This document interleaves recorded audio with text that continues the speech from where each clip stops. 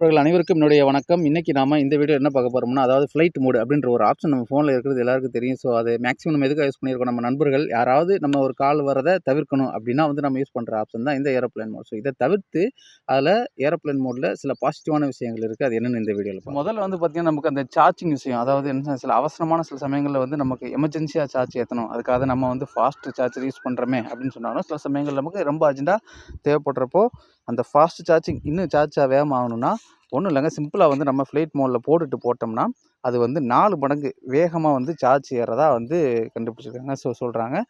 அதனால நம்ம அவசரமா ஏத்தணும், சார்ஜ் பண்ணணும் அப்டின்னா, நீங்க டக்குன்னு ஒரு இடத்துல வெளியில போறப்போ குடுக்குறோம்னா, நீங்க ஃப்ளைட் மோட்ல போட்டு குடுத்தீங்கன்னா 4 மடங்கு வேகமா சார்ஜ் ஏறும்னு சொல்றாங்க.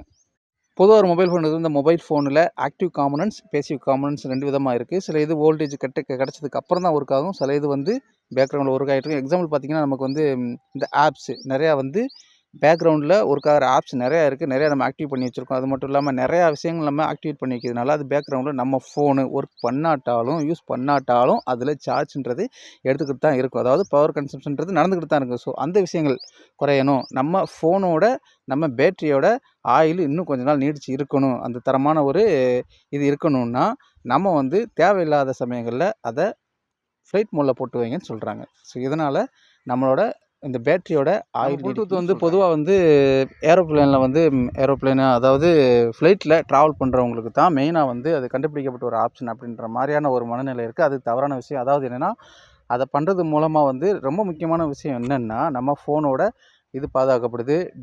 தேவையில்லாத டேட்டா கன்சியூம் ஆகிறதும் தடுக்கப்படுது. தேவையில்லாத அந்த பவர் கன்சம்ஷனும் நிறுத்தப்படுது.